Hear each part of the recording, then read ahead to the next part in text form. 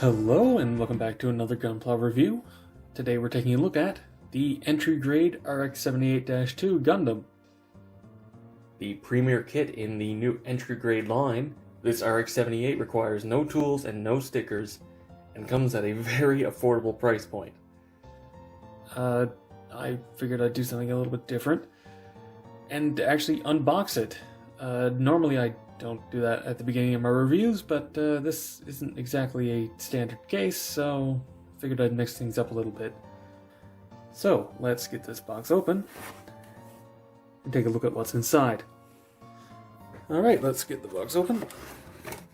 You can see all the all the things and what's that's around the edge. All the kits in the product are unpainted. Yeah, of course they are. Because that is one of the advertised features, let's put it that way, of the Entry Grade. Okay, I don't know why they're shilling their 6-inch figure line, but you know, I hadn't actually looked at this. Yeah, Western favorites, Western favorites, Western favorites. Oh, God Gundam. Sorry. Anyway, yeah, that's a bit of an odd inclusion in this, but fair enough. Instruction manual.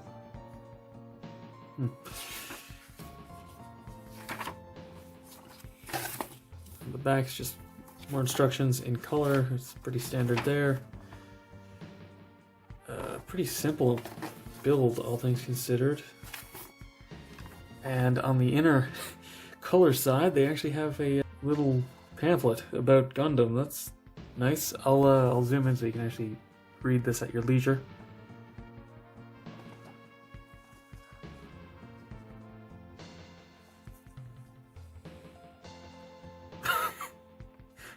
Yeah, you just bought an Rx-78. Hey, buy another one. Yes.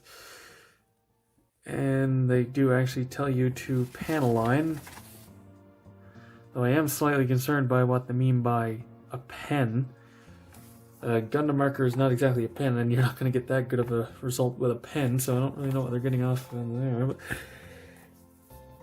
anyway, let me get these out of the bags that they're in. 2 bags. And we'll take a look at the runners. Alright, starting out with A1 and A2, since as you can see right here and here, there's a couple of weak spots. They can snap these in half further if they want, but you can see by the semicircle that these are already broken in half to fit in the box. Why do I get the feeling they did this just for that like container one that they released? Anyway, you can see the yellow parts. Yeah, the hands here, the backpack is all one piece, though they couldn't resist putting the nubs on the actual thruster bells.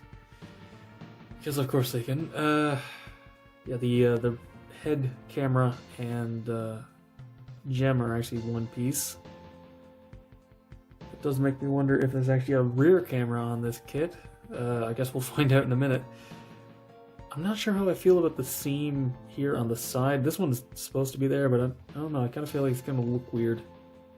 Anyway, next we have the A3 and 4 runners, which seem to just be the leg joints. I'm assuming those are the hips, the feet, parts of the shield, and the weapons.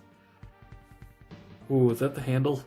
That's a little bit ugly, but anyway, one thing I noticed, there's turnstiles on this runner to cut off the weapons, so you're just stuck with these pieces, which really makes me think that they're going to be using this either for a version without any accessories, which is definitely a bit of an odd choice, or we are going to be getting a gym out of this, which makes me very excited.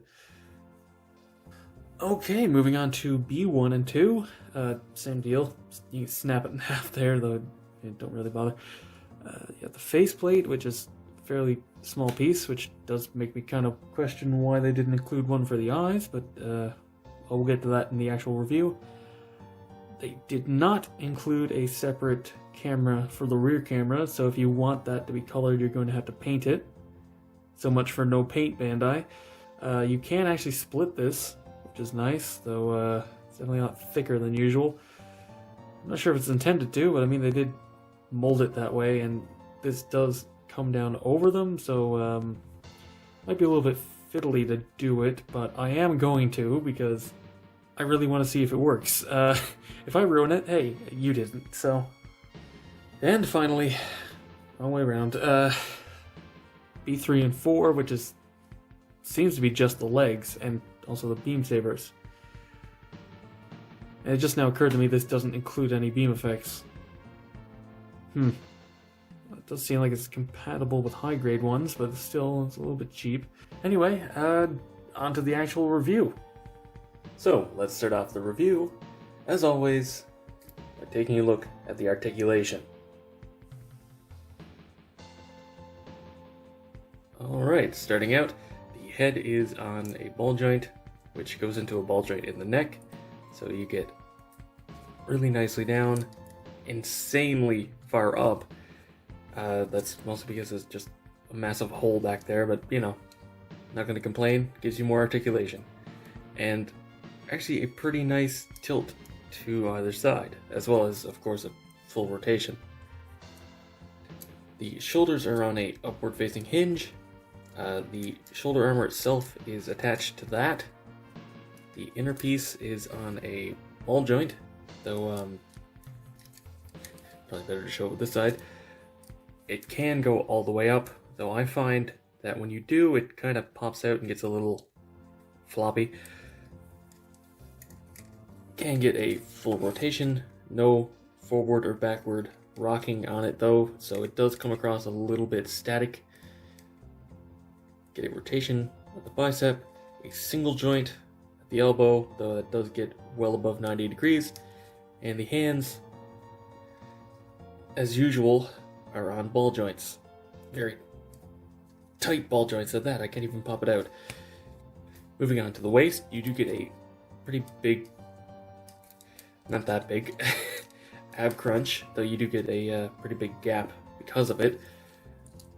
This red piece is also on a ball joint in there, but you do also get a very nice arc to the back, though you get some rather noticeable gaps in here when you do. And you do get a rotation. Now the back skirt is solid, side skirts are on ball joints, and the front skirt, I did separate it, so they do come connected, but they can come up all the way.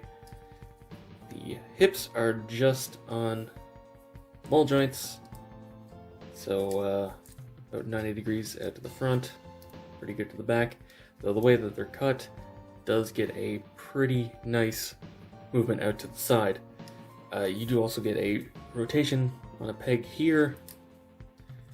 The knee is double jointed, so you get a full bend. And the ankle is on a forward back hinge, as well as a ball joint. And this is also ball jointed onto the front, so you can rotate it to the side to get a very nice tilt, pretty much in whatever direction you want it to go. Yeah, I do have a slight problem with my kneecaps being a little loose, but this thing is a little bit loose in general. So, you do actually get very nice posability with this kit. It's one thing you can't complain about. The posability is pretty excellent. So, on to accessories. This is everything that it comes with. It comes with a shield, a beam rifle, and beam saber hilts. Let's start off with the beam rifle, just a really plain handle. The scope is actually hinged, but the secondary handle isn't. And I don't really get why they did it that way, but yeah, also it's all one color. This should be yellow, but it's not a big deal. Just slots into the hand, which is nice and secure.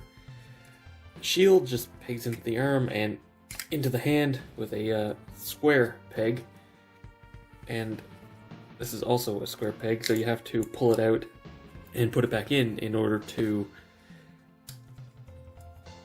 store it on the back, because there is actually a peg hole there in order to peg the shield on. Now, it does come with beam saber hilts, which fit very nicely into the hand, by the way. However, no beam effects, which I really feel like it should have came with beam effects. That said, it is compatible with high-grade beam effects if you do want to give it a proper beam saber. Still, it is annoying that they didn't include them. Also, as you can tell by the massive hole here in his ass, there is a stand port, just a 3mm peg hole, but it gets the job done. So you can put it up on an action base or a Tamashii Nation stand or whatever stand you have. Also, I do want to quickly point out that this backpack is attached on with the standard 2-peg system that most high grades use, so it is compatible with pretty much any high-grade backpack that uses this system. Now, I do want to talk about one thing. The eyes. It doesn't look horrible on camera right now, but all the black around the eyes is just done with shadow, so if I take off the helmet, you can see that it's just bare plastic. I don't really know why they didn't just include a piece on the Grey Runner to go around the eyes, but it doesn't look horrible unless you look at it more from a downwards angle where it looks a little bit odd, or from the side where it doesn't quite look right. Interesting effect, but I do kind of feel like it would have been better just to put a piece there. That said, the little crotch V is actually part separated, which is nice. Does mean that there's some red in here, and you can see a bit of yellow up here, but it's not too bad, and hey, I appreciate it. That said, the revive wasn't exactly hard to paint there, so kind of a moot point. And as for a quick size comparison, the entry grade is 1/144 scale, meaning that it fits right alongside all of your high grades or real grades, though it may not exactly fit aesthetically with your real grades, it will be in the same scale. So to wrap this review up, the Entry Grade Rx-78 is a show of force from Bandai. There are a few minor problems I have with it. The shoulders are a little bit limited, the eyes look a little weird. Really wish it came with beam effects, but overall, this is an excellent kit. This is not only one of the best Rx-78s that they've released, this is one of the best kits that they've released. What it does for its price point is unparalleled. I can wholeheartedly recommend this kit, not only just to new builders, but to old builders. You should definitely get your hands on one of these. But anyway, that's been all for this review. Thank you very much for watching. Be sure to let me know what you think down in the comments below. If you enjoyed the video, be sure to give it a thumbs up, it helps a lot. Subscribe for future reviews and watch my backlog. Go follow me on Twitter for updates, and consider supporting me on Patreon so I can keep bringing you reviews, just like this one. And as always, until next time, happy building.